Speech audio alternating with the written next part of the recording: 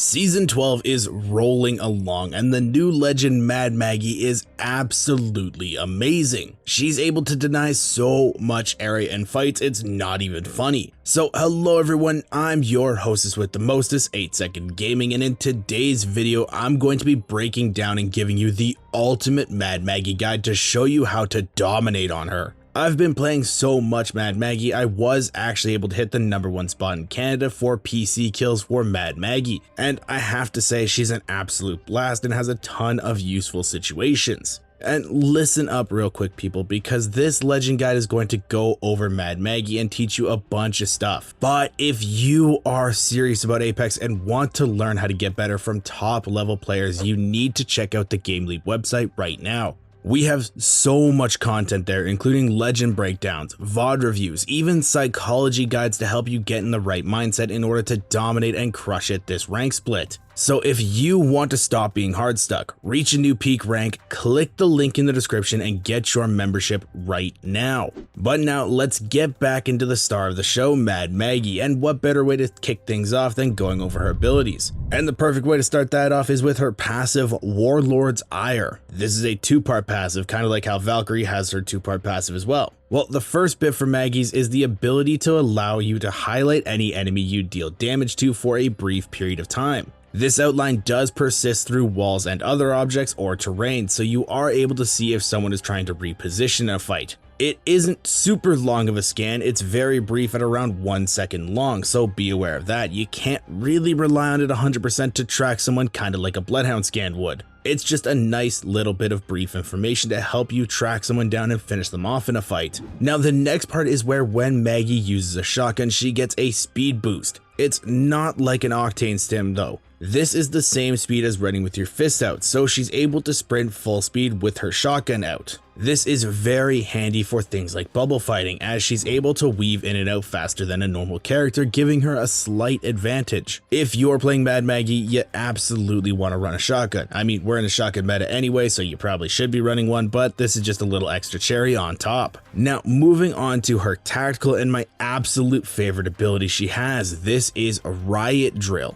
The reason this is my favorite ability is because you have so much area denial with this. Players have to fear where they can sit, play, heal, revive, tons of things like that, because if they do it in front of a wall, you're going to be able to stop them and force them to reposition again. With this ability, Maggie fires a projectile that attaches to any terrain it collides with. Upon impact, it drills through a surface and starts spewing flames on the other side. Do be aware though that the thickness of the wall affects the amount of flames that go on the other side. The thinner the wall, the more flames. The thicker the wall, the less flames. And Riot Drill deals about 160 damage in its entire life cycle, so it really makes players panic on their positioning in fights if you start burning them with it. This drill should be thought of as a more versatile thermite grenade. It allows players to burn a target with more precision than a thermi. So me personally, I don't actually even run thermites when I'm playing her. I opt for carrying more arc stars and frags now because I have a built-in thermite. Riot Drill should also never be used to start a fight. You always want to save it as long as you can, because if someone gets a highly valuable head glitch that's tearing you apart, you can easily get them off that spot with the Riot Drill. Also, if you shred someone and drop them to extremely low health with your passive, you'll be able to track them through a wall, see where they start to heal, and finish them off without having to overcommit to the fight and putting yourself out of position. Another thing I love using on Maggie is shooting the drill onto a roof or floor. It doesn't just work on walls, it will go through ceilings and stuff like that and burn whoever is above or below you. So if you're holding a building and someone's camping your roof, you can sit under them, Riot Drill their feet and cause a distraction. With that, you can push out in the ensuing panic and reposition. Enemies never expect it, and it opens up a ton of opportunities.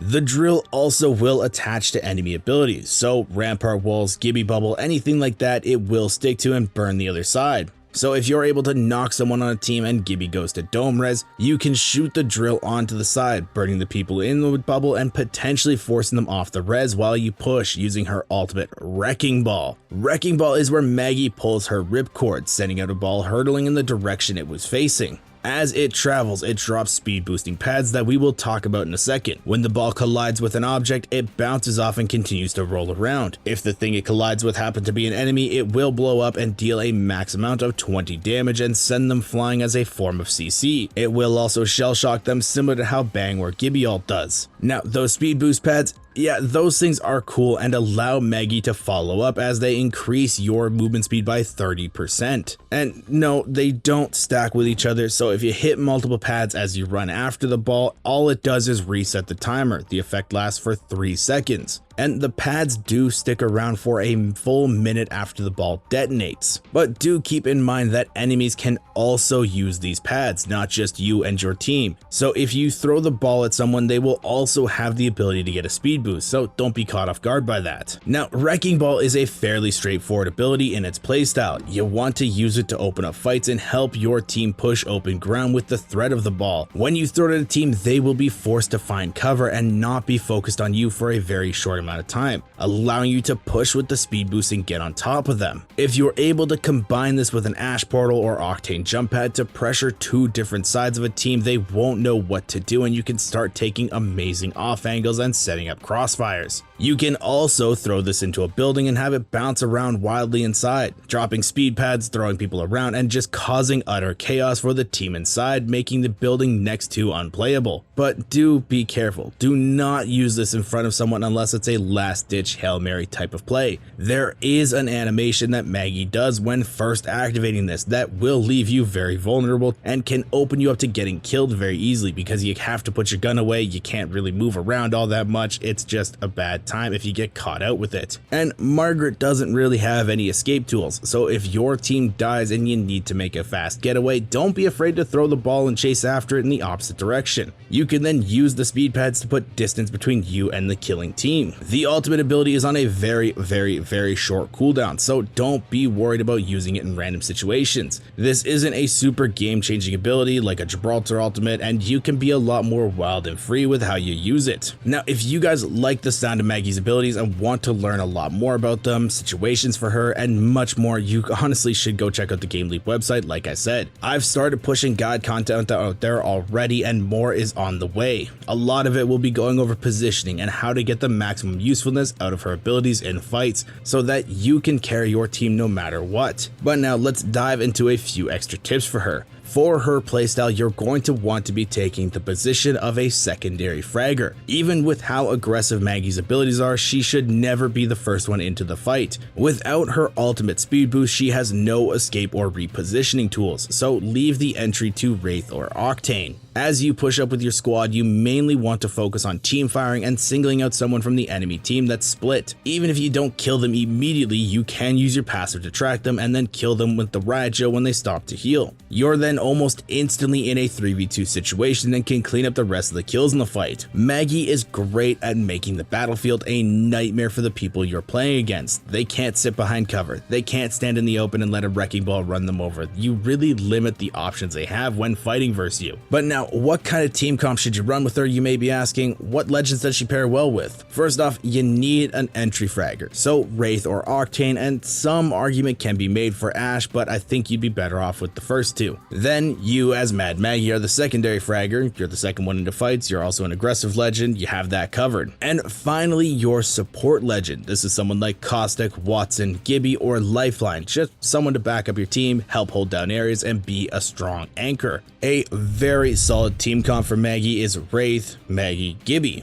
This covers all your basics and leaves almost no holes in the team comp. There are slight areas this crew doesn't do well with, like holding a building or being defensive, but you can play around that. If you want to be more of a meme dream team, then look to pick up Maggie, Fuse, and Ashe. Ashe is there to tether and lock someone down in a spot. Fuse and Maggie then wombo combo their tacticals to dish out a ton of damage on the poor person who can't move, and it's pretty funny to do. This isn't the best ranked team and I don't recommend it in ranked, but if you're just messing around in pubs with your buddies, I highly recommend it. It's a lot of fun and will leave you with a lot of laughs. Maggie is a ton of fun and is a great addition to the meta. She is an anything overpowered, but she does do her job extremely well, and if you're considering playing Maggie, I do highly approve. I really hope this guide helps you guys out. Once again, if you want to improve at Apex and really step up your game, including learning about Mad Maggie, go check out the GameLeap website. I promise you that you won't regret it. Thank you guys for watching. Don't forget to like and subscribe also. Once again, I'm 8 Second Gaming, and I will see you in the next one.